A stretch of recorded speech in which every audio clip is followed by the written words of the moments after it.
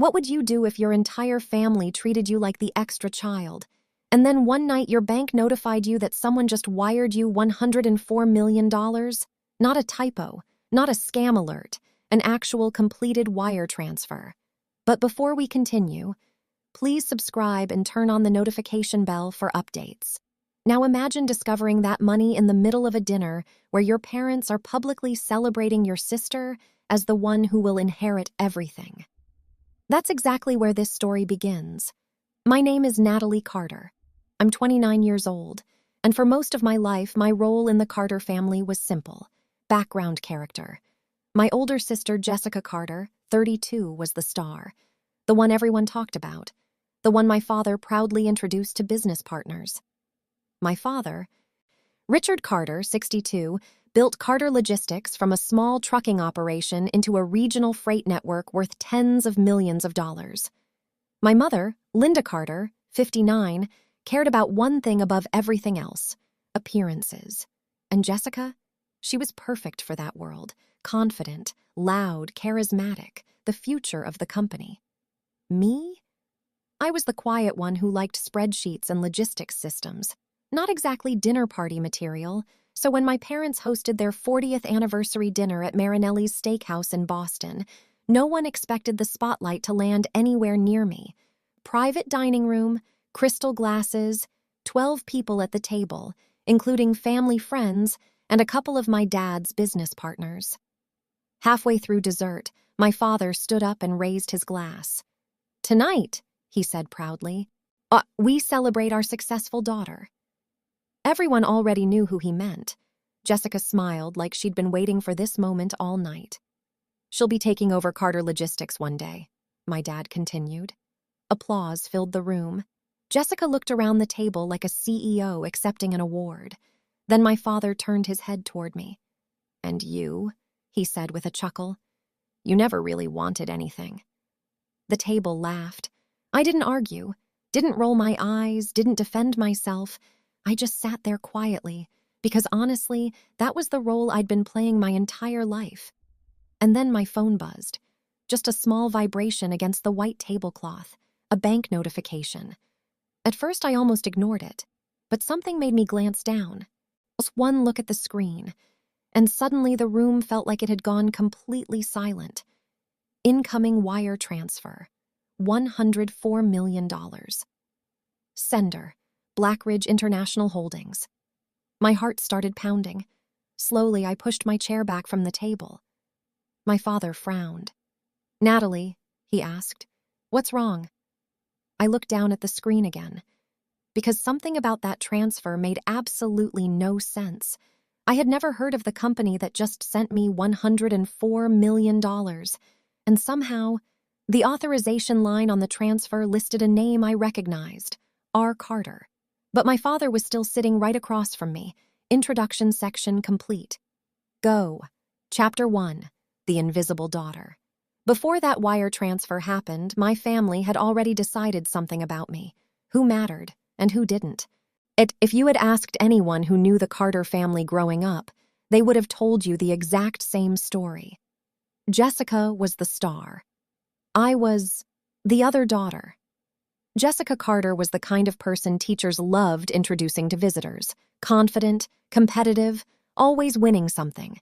Dance competitions when she was 12, debate captain in high school, president of her college business club. Every milestone came with applause, and my father, Richard Carter, never missed a single one. Front row seats, standing ovations, photos posted everywhere. Meanwhile, I spent most of my teenage years quietly building things no one really understood. At 16, I started flipping liquidation inventory online. Returned electronics, overstock items, discontinued gadgets. I bought pallets cheap, analyzed resale demand, and listed everything online. By the time I graduated high school, that little side project had made almost $40,000. Do you know what my parents said? "Nice hobby." Meanwhile, when Jessica graduated college, my father handed her the keys to a brand new Mercedes worth about $120,000. For me, a card that said congratulations, but honestly, that difference didn't even surprise me anymore. By the time we were adults, the paths were already set. Jessica joined Carter Logistics straight out of business school. My father even created a brand new title for her, Vice President of Strategic Development. It sounded impressive, and every time he introduced her to clients, you could hear the pride in his voice. "This is my daughter, Jessica. She's the future of the company." Me? I studied data analytics and supply chain systems, the boring side of logistics, the math behind how freight actually moves efficiently across cities and ports. One time I tried to share an idea with my dad about optimizing shipping routes using predictive modeling. He laughed. Actually laughed, then said something I never forgot. "Sweetheart, logistics isn't something you fix with spreadsheets." So eventually, I stopped trying. I moved to Chicago and took a job with a small consulting firm that specialized in logistics analytics. No big title, no family connections, just data. Within 3 years, though, something interesting happened. I became the firm's top analyst, quietly. No announcements, no applause, just results. But I didn't tell my family much about it, because every time I had shared good news growing up, it somehow turned into another moment about Jessica. So by the time that anniversary dinner happened, no one at the table really knew what I did anymore. Which brings us back to Marinelli's Steakhouse, back to that moment when my phone buzzed. I stepped out into the hallway and opened my bank app again. The number was still there, $104 million. My hands started shaking. Then I noticed something strange on the transfer details. A small line at the bottom, authorization reference, R. Carter. I stared at it for several seconds, because there was only one person I knew with that name, my father. But that didn't make sense. He was still inside the restaurant giving speeches about Jessica inheriting everything. So how could he have authorized a $104 million transfer to me? And that's when I noticed something even stranger about the sender, Blackridge International Holdings. At the time, I had no idea that name was about to explain everything and destroy the story my family had been telling about who really mattered. But I wouldn't understand that until 10 minutes later, when I made a phone call that completely changed the night. Go, Chapter 2. The secret. No one told Natalie 10 minutes later, standing alone outside that restaurant. I learned something about my own work that my family had never even noticed. And honestly, I hadn't fully understood it either. The first thing I did was call my bank. Because let's be real, if your phone suddenly says someone wired you $104 million, your first thought isn't, "Wow, great." Your first thought is, "This has to be a mistake." The fraud department picked up almost immediately. I explained the situation, trying to keep my voice steady. "There's a wire transfer in my account for $104 million. I just need to confirm if it's real." The woman on the phone paused for a few seconds while she checked. Then she said something that made my stomach drop. "Yes, Ms. Carter. The transfer is legitimate." Legitimate, already cleared, not pending, not flagged, completed.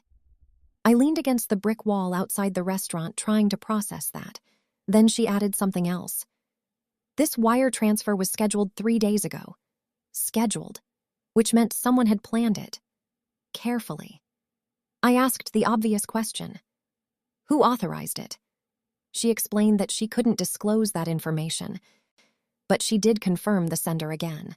Blackridge International Holdings. So the moment I hung up, I opened my phone browser and searched the company. Within seconds, my heart started beating faster. Blackridge wasn't some random financial firm. They were massive. A global private equity group managing over $8 billion in logistics and transportation infrastructure, ports, freight networks, shipping technology. Companies like this don't accidentally wire someone $100 million. So the next question hit me. Why me? As I scrolled through the search results, one article caught my eye. A press release from 4 years earlier. The headline mentioned a logistics optimization breakthrough that had saved the company over $200 million in global freight costs. Curious, I opened it. And then I saw a name that made me stop breathing for a second. Consultant, E. Carter Analytics Group. That was my LLC, a tiny company I created years ago when I was freelancing on the side. The project had come through a subcontracting chain at the consulting firm where I worked. At the time, it seemed small. I built a predictive shipping route algorithm, basically a system that analyzed historical freight data, weather patterns, and fuel costs to recommend more efficient shipping paths. It took me 3 weeks. They paid me $18,000. End of story. Or at least that's what I thought. But according to the article, that algorithm became the foundation of a much larger logistics infrastructure system used by several global freight networks, including companies partially owned by Blackridge. Then I noticed another detail in the article that made my stomach tighten. Blackridge had quietly acquired 32% of Carter Logistics the previous year, my father's company, which meant the firm that just wired me $104 million was now one of the largest investors in the business my father believed Jessica would inherit. Right as that realization started sinking in, my phone rang. Unknown number. For a moment, I considered ignoring it, but something told me I shouldn't, so I answered. A calm voice greeted me immediately. "Hello, Natalie Carter. My name is Daniel Kovacs." He spoke with the kind of confidence you hear from someone used to running billion-dollar deals. Daniel Kovacs, 48 years old, managing partner at Blackridge International. "We've been trying to reach you this evening," he said politely. I didn't even bother with small talk. "Why did your company just send me $104 million? There was a short pause. Then he answered with a sentence that made the entire situation even stranger.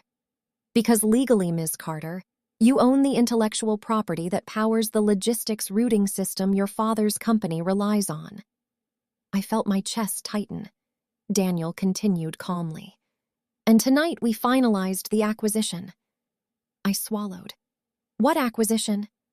Another pause. Then he said the words that completely flipped my understanding of everything.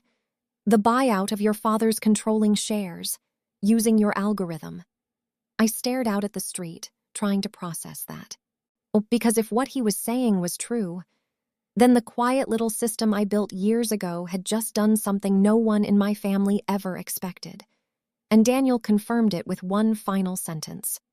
"Which means, Ms. Carter, as of about 15 minutes ago, you technically control Carter Logistics." But what happened next was something no one at that dinner table was prepared for. Go Chapter 3. The Dinner Table Explosion. When I walked back toward the restaurant, my father was still inside explaining why Jessica would one day run the company. Think about that for a second.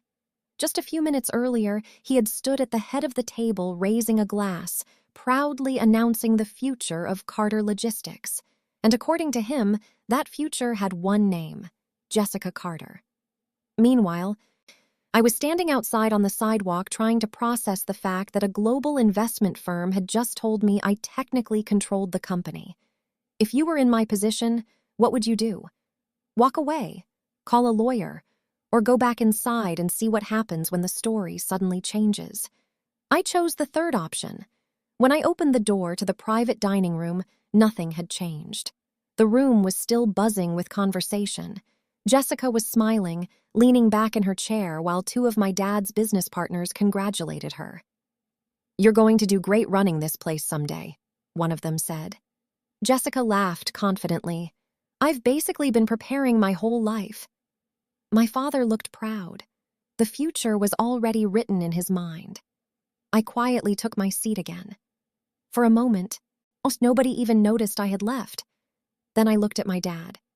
"Dad," I said calmly, "can I ask you something?" He barely looked at me. "Can it wait?" I held up my phone. "Did you authorize a transfer from Blackridge International?" That got his attention. Immediately. My father's head snapped toward me.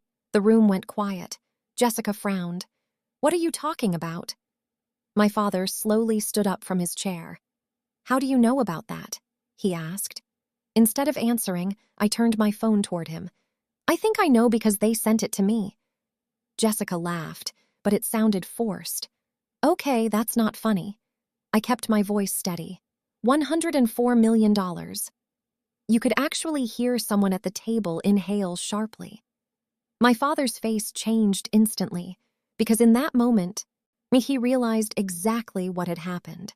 Blackridge had been negotiating a massive logistics infrastructure deal built around a routing system that optimized shipping across multiple freight networks, a system based on my algorithm. But here was the problem. I owned the intellectual property, not my consulting firm, not my father's company, me, through the small LLC I had created years earlier. So when Blackridge finalized the acquisition of routing infrastructure connected to Carter Logistics, they had to secure the rights to that system, which meant paying the person who legally owned it. Me. Jessica looked back and forth between us. Can someone explain what's happening? My father slowly sat down again, his expression completely different now. Confused, shocked, maybe even a little scared. I spoke quietly. I think I accidentally sold the engine of the family business. That sentence hit the table like a dropped glass. One of my dad's partners muttered, "That's impossible." Jessica leaned forward. "What engine? What are you talking about?" Before I could answer, the door to the private dining room opened. Everyone turned. A tall man in a dark suit stepped inside carrying a slim leather briefcase. He scanned the room once, then walked directly toward our table. I recognized him immediately. Daniel Kovacs, the man I had just spoken to on the phone. He stopped beside me and offered a polite handshake. "Miss Carter." Then he turned to my father. "Mr. Carter, I believe it's time we discuss the transition." And just like that, the entire dinner table went silent.